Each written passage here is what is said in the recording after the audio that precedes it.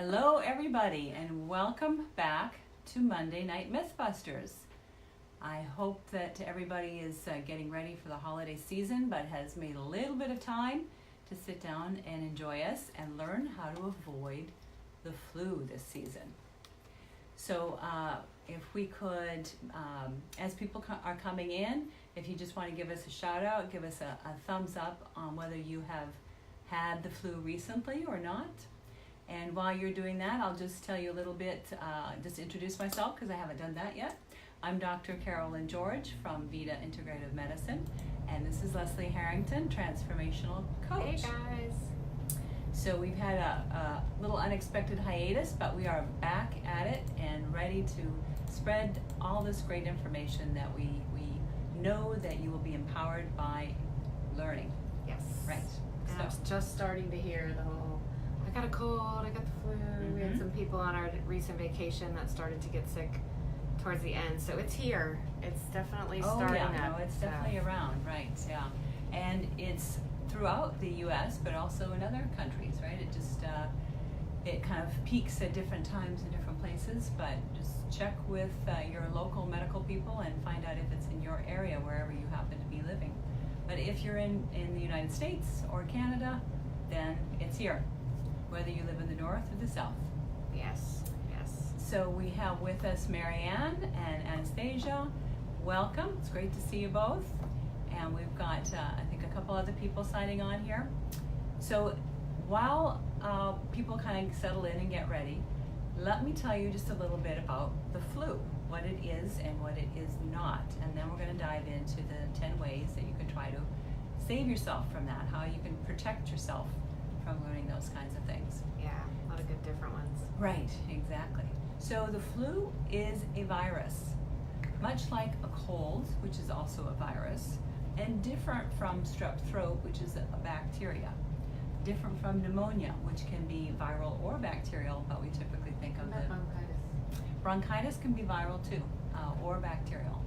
But the flu is typically an illness where you feel super sick all of a sudden. You were doing fine, and then it's like, boom, you hit a wall, and you've got a fever, and your body aches, and you're sneezing and coughing and runny nose. You may or may not have a sore throat, but it's just that total body ache and the overwhelming fever and headache usually with that. And it comes suddenly. A cold, a little bit different, kind of you creep into it, is my throat a little tickly, how do I feel? So you don't really notice, are you going to get it or are you not going to get it?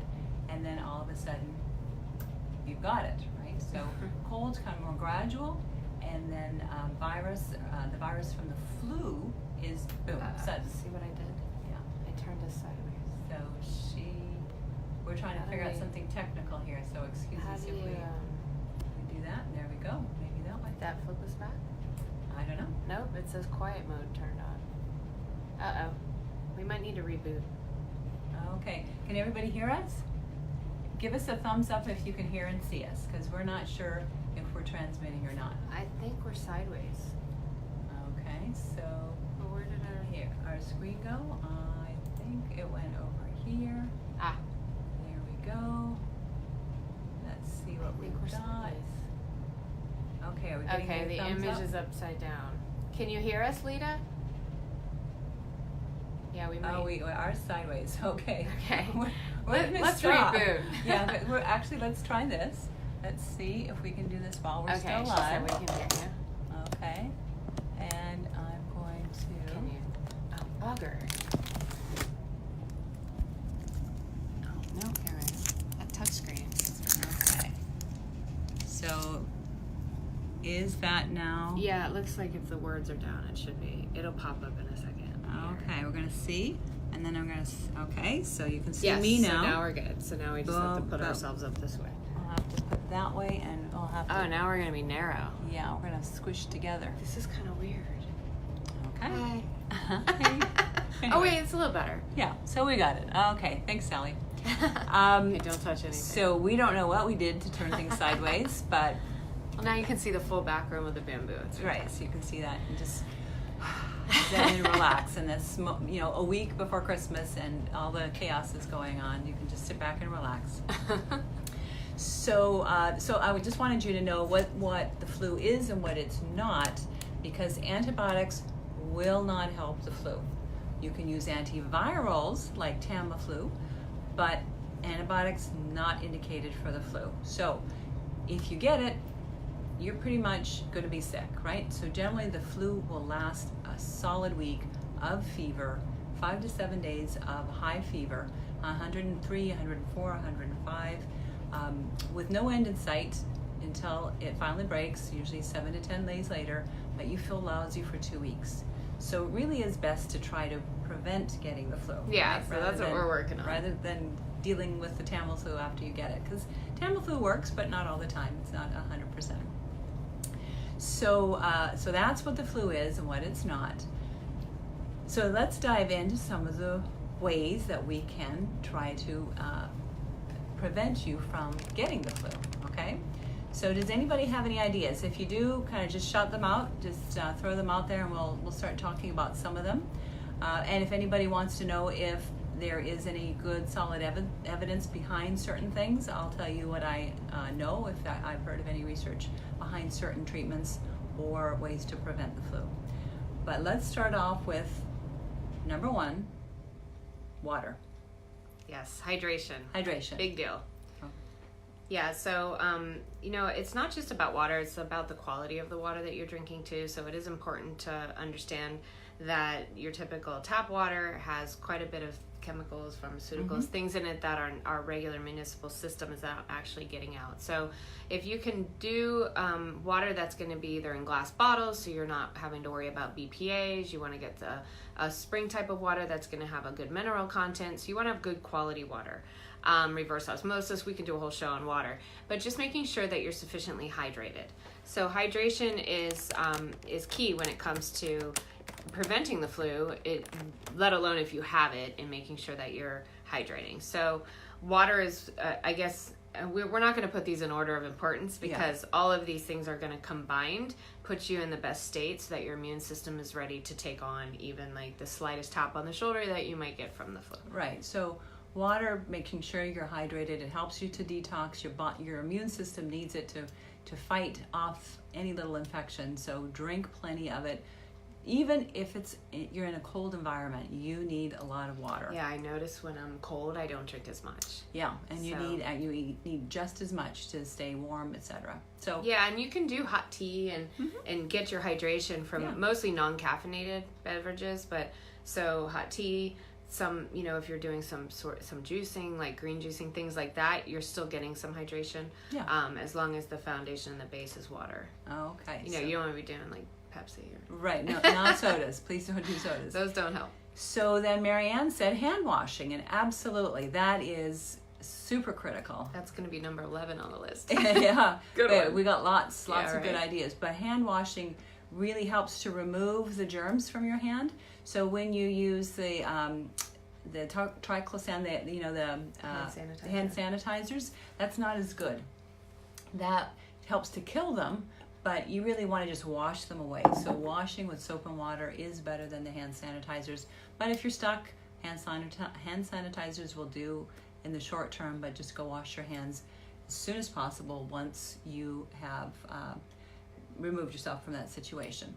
Because remember, those little germs are like sticky, right? So if somebody sneezes into their hand and then touches the handle of a door or pushes something, and then your hand touches that, now they're stuck to that, and you wipe your nose, you rub your eye, you lick something, and you've all of a sudden got that virus. And if your body's not strong, you're not going to be able to fight it off. So before we go on to like the next on the list, can you clarify, like we had people that were sick on our trip and it was cold outside. Mm-hmm. And people sometimes think that it's simply the cold weather will give you a cold. Can you give a little bit of color around that? Because I know, like, if you're wet and if you're like, when does the cold actually contribute to a cold? So being cold or being in the cold does not give you a cold, right? And it won't spread a cold or make a cold worse or whatnot. It can make it worse. There's some situations around being in a cold environment that can affect. So people talk about having a cold in their kidneys. Not a thing, okay? When you are in a cold environment, you tend to be closer to people. Windows tend to be closed, right? So you're not outside in the air, so the germs don't really have a way to kind of cleanse out of that room. So you get more germs in a more enclosed space. And then if you've got somebody that's sick in that enclosed space, whether it's an airplane with limited venting, or where they don't go and clean the seats off between each flight, or a room, you're together in a concert hall or something, but there's more people, and just you're going to sneeze, it's going to go aerosolized, and you're going to pick it up. But cold itself does not cause a cold. A cold is caused by a virus in a person whose immune system can't fight it off. That virus can be in 100 other people, and their immune system fights it off because they're eating healthy, they're drinking water, they're going to do all the things that we're talking about. And you don't have to get a cold. If I've got a cold and I touch you and I stick my finger up your nose and I give you that virus, you're strong. You're doing things that are helping your immune system. You're not going to get it. Totally. Right? It's not just being exposed to the virus, it's being exposed to the virus and not having an immune system. And having susceptibility and vulnerability and things like that. Right. So, it's going to be, that's great to clarify, because I hear people all the time sometimes, I got the flu shot, I never get the flu. Oh, I got the flu shot, I got the flu. Like, it's circumstance is going to be a lot to do with some of the things we're going to talk about tonight to boost your immune system. So if you're putting your body in an environment that's creating like a kind of a powerful army, you're going to have a lot more protection when the flu is going around and it's hitting the person next to you, because they're not quite as built up. So it has a lot to do with our own body's innate ability, our immune system, and how well that's working in any particular person, right? So, you just think of it this way. So if you plant a bed of flowers and that bed of flowers is drooping and not doing well, you don't just kind of come in and blame the flowers and cut all the flowers down. You look at what's feeding the flowers. What's the water like? What's the nutrition? Is that soil good soil? Are they getting enough sun? Are they maybe getting too much sun?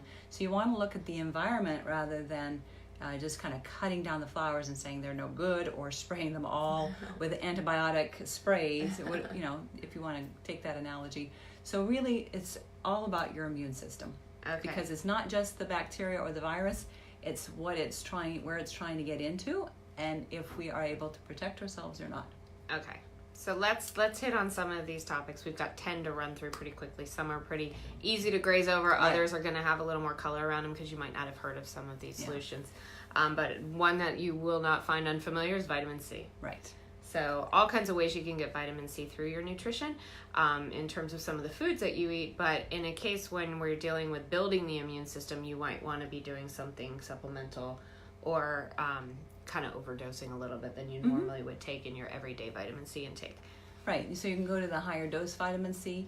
And I always say food is better than the supplements. So if you can eat a lot of vitamin C containing foods, like your citrus fruits, your tomatoes, your papaya, kiwis, those have a lot of vitamin C in them, trying to boost that and make shakes or just eat more of that. But sometimes, you'll want to take a supplement, and you can get it in a variety of things. There's some over the counter. There's some that you get at your doctor's office. Just always, with any supplement we're talking about, always make sure that you are looking for that certification of good manufacturing, and that it's got a certificate of analysis, so you are actually getting what they say is in there. Exactly. And when you're dealing with, absorption, right? So you could be eating a lot, and if your stomach's not in great shape, which we'll talk about the gut a little bit, you can eat a lot of vitamin C and really not get what you need from it, from a food alone standpoint. Right. So vitamin C is good. Zinc. So tell me about zinc, because I know that I have a spray that I used to swear by, because I used it when I would travel, or if I had even like the hint of something going on in the zinc, it would just knock it right out. Yeah. So they have actually done quite a few studies with zinc in varying preparations, looking at how it works, and it definitely boosts the immune system.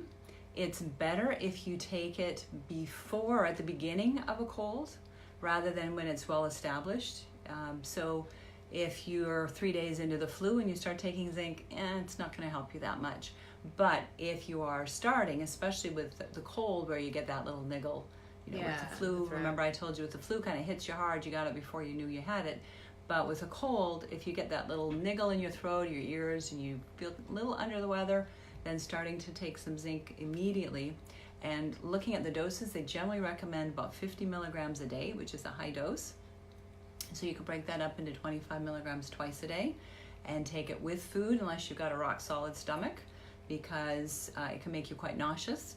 And you shouldn't take zinc in that high a dose every day, because that can affect your sense of smell. In fact, they took some things off the market that had a lot of zinc in it because people were using it every day, and then they lost their sense of smell, and it doesn't always come back. So generally 5 to 7 days of 25 to 50 milligrams a day, and then you should be feeling Just good. back on, right? Yeah. Right. And I keep it on hand. I use it like before I travel. I might take it a few days before and a few days when I get home. And any of these things, if you start to notice that you're feeling under the weather, or you're in an environment where people are sneezing and coughing, or you work someplace where they've got the flu and you have to share a phone so you know you're at risk, then just bring a whole bunch of these things in, because it's not, one thing is not going to be your magic bullet, right? You need to really kind of look at all of you and how worn down are you, how well have you been eating in the last couple of weeks, how well have you been doing sleeping and doing some of these other things we're going to talk about. So so zinc, 25 to 50 milligrams a day for 5 to 7 days. Then we can talk about bone broth. So let's talk about some different foods. So bone broth is one that has had just a little bit of study, not a whole lot of big studies done with bone broth, but it is nutritious. It's got a lot of amino acids in it. It's got collagen. It's got things that our immune system needs to be able to fight. And it's certainly going to be way better for us than a sub sandwich or a pizza or Stuff something that's like that. harder to break down and digest. Stuff that's less bone broth, the properties in bone broth, actually outside of even just being sick, are very healing for your gut. So if, like, I used it when I had surgery, after anesthesia, like anything to like really nurture your gut and kind of give the support, and the reason for that, we'll get to the immune system and where it resides. But the bone broth, there's different ways you can do it. They have a lot more commercially made ones now that are pretty clean. You want to make sure that it's coming from clean animals. So you want to make sure they're good free range chickens. They're coming from the bones of grass fed beef, and you can make it at home. If you go to any type of, even like your local grocery store will typically have the bones. So you can ask for chicken bones. Sometimes you'll find them in the freezer section at Whole Foods, the beef or the chicken bones. The key is finding the good quality bones, because there's oftentimes not the organic grass fed bones. And you don't want to be making bone broth out of conventionally raised cattle. Yeah. So, and then you can make the bone broth. The chicken, it has to be at least 24 hours, usually 48 hours for the beef. It gets like a gelatinous, and it's kind of funky. But yeah, homemade bone broth, super, super good. The next one we're talking about is medicinal mushrooms. These are my favorite because they're so powerful. They're not like a typical mushroom. So people think mushrooms, I can't eat mushrooms or whatever. It's not. If you can't eat mushrooms, these are probably not the type of mushrooms that you would be concerned about. Probably not, but if you don't eat mushrooms, these may be stronger flavored. You may not like the flavor of them, so then you may end up getting them or wanting to get them in a supplement. Yeah, but we're talking a spray. Yeah, or there's a spray. Yeah, and I'm talking about like reishi mushrooms and chagas mushrooms. Those have some properties for helping with the common cold and the flu. And turkey tail. And they kind of boost your immune system so that it fights these infections better. And it boosts it in a variety of different ways, but there's some studies that showed that it increased the number of natural killer cells, which are the ones that we want to be out there fighting on our behalf. Yes, they're very, very powerful. Another thing I use a lot when I travel, just as a prevention. Yeah. And Teresa's asking how much vitamin C?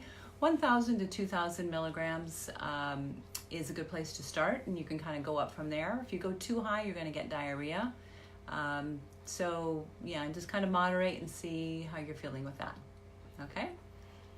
So onto the immune system. We actually put this here as a bullet because we keep talking about the immune system and building it, and where exactly, how do you do that, right? What is your, is it like this remote area, your immune system? Is it like your body? It resides in different parts of your body, right? But the primary area that it is most impacted is going to be in your gut. So about 70 to 80% is actually found in the gut of your immune system. So if you have a compromised gut, or if you get sick a lot, that's kind of the area that you want to look at. Right. That's going to be like your first clue that you might have a compromised gut. Even if you don't have stomach issues or feel like you have stomach problems, you might not get stomach aches, you might not have bloating or whatever some of the common things are. Right. You can still have a compromised gut. I say gut. Most people tract, understand what the gut. Everywhere, the stomach, the small intestine, large intestine, the whole GI system. Yeah, I forget. Some people don't really know what gut means. It sounds well. We use it's kind of a common language, right? We talk about intestines. It gets kind of a little too hoity-toity. But it's very important. So you want to feed your GI tract. You want to make sure that you're having good bowel movements, regular, every day, but that you're eating a lot of good healthy food, lots of high fiber food. And we're going to talk a little bit more. We're going to talk next about kind of foods that really even boost those immune systems more. So the antioxidants, right? Yes. Another good piece of advice is to eat a lot of foods that have antioxidants in them. So what are they? Right? They are what we call phytonutrients. Phyto comes from plant, nutrients. So they're nutrients that come from the plant that actually have the ability to help our body kind of turn down the fire of metabolism, of fighting infections. And so the fruits and vegetables that have a lot of color to them are the most healthy. Those colors that are in them are actually those phytonutrients. Those are the antioxidants. Yep. So for example, blueberries have acanthocyclins in them. It's a big fancy term. It just gives them the blue color. So you want to eat a lot of things that are blue. Yes. Right?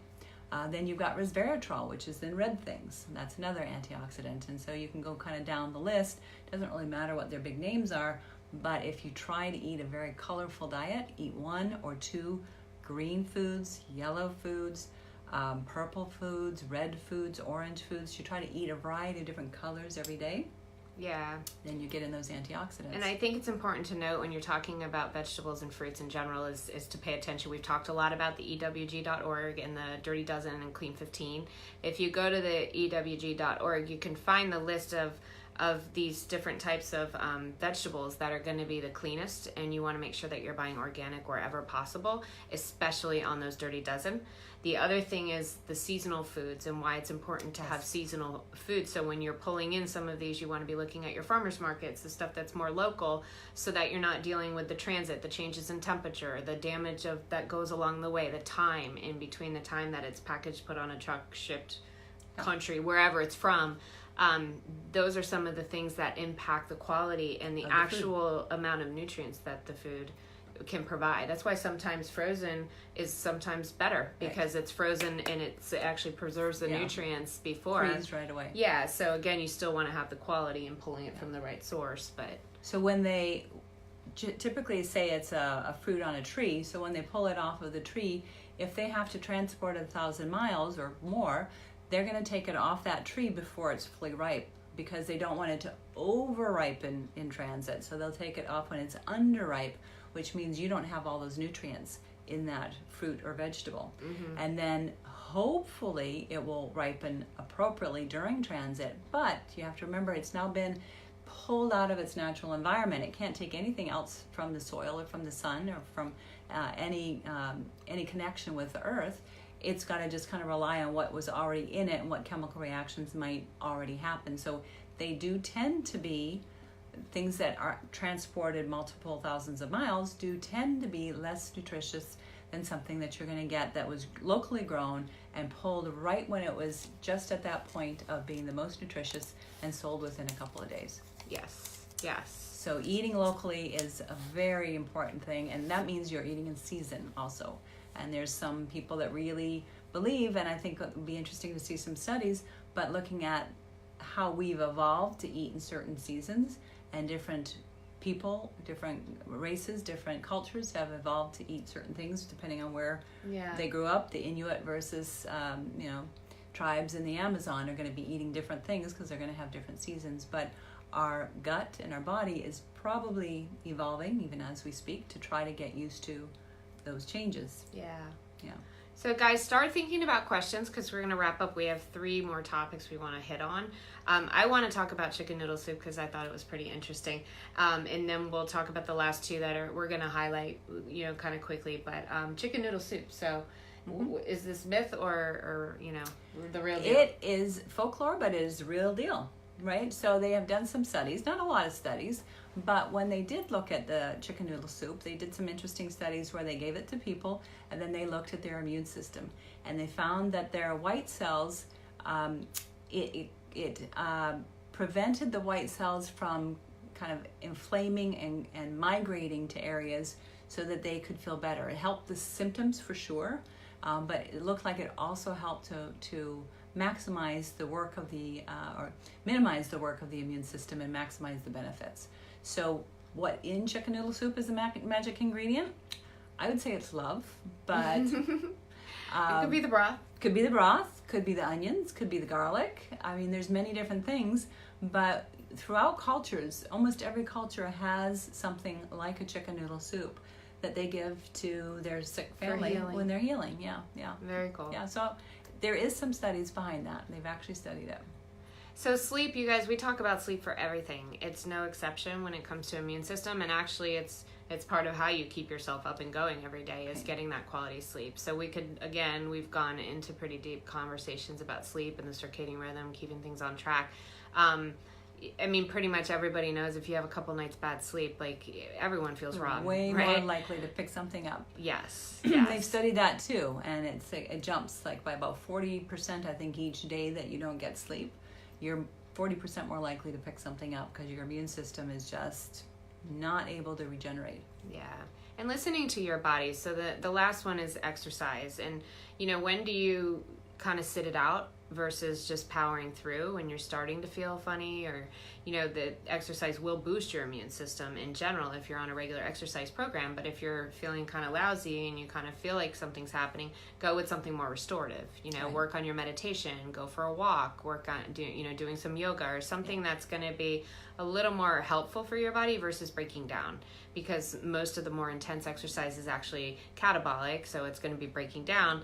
We want to kind of help your body out and support the immune system on those times. We don't want to use all the energy for rebuilding muscle when you're trying to fight something off. You got to make an allowance and let your immune system have the lion's share of the extra energy rather than the exercise. So just listen to your body. Do what, if you feel like, I really need to rest today, then rest today. There's making sure you get that no embarrassment downtime. in that, right? And on the flip side, if you're feeling good and you're just working on building your immune system, regular exercise program is amazing. That's what you want to do. You want to integrate some of that high intensity combined with the restorative, combined with strength training and things like that. So having that as part of your everyday wellness program is critical and very much contributes to having a strong immune system. But wipe down the equipment before and after. Yes. So your bacteria and your germs. Right. And then wash your hands, okay, before you go out to eat. And anytime you're going to eat, always go back to washing your hands. All right, guys. So any questions, feel free to put them in there. If we don't grab them right now and you're watching this on the replay, we'll get to it whenever. Yep. So and please stay healthy this holiday season. And make sure you're eating lots of good veggies, broths, getting your sleep, exercising, drinking water, cleaning your environment. Sneeze into your elbow so that you don't put it in your hand and pass it on to I started doing that after our last show on the flu, which is about a year ago. Yeah. I think it was one of our first. Yeah, and they teach all the kids nowadays sneezing into the elbow. We didn't really touch on that, but that's kind of, for those of you who haven't heard of it, that's a thing, and it does help because you don't open the doors with your elbows, right? So anyways, please have a wonderful and happy and healthy holiday season. And we will not see you this coming up Monday because it's Christmas Eve. Is it really? It really is. Oh, and then the following is New Year's Eve. Yes. So we will meet with you in 2019. So yes, bring us some topics. So we have a lot on our exciting plate of some of the newer things that are happening in functional integrative medicine. And but we love to be able to, you know, work on specific topics that you guys are interested in. So Yeah. And I know we haven't done allergies. Mm-hmm. And I know some people have recommended, Okay. so we'll talk about that, because seasonal allergies are a big deal, especially early in the year. They kind of go hand in hand with this cough and cold season, things like that. Yep. But send us ideas, send us questions, and please share this with anybody that you think might be interested. We love it when you share our little podcasts and get the word out so that we can help keep people healthy, so they don't need to go to the doctor and they don't lose days off of work, and they just feel strong and vital and healthy. That's our goal. Awesome. Okay? Thank you guys for showing up and joining and interacting. Best in health, and happy 2019. Happy New Year. Bye.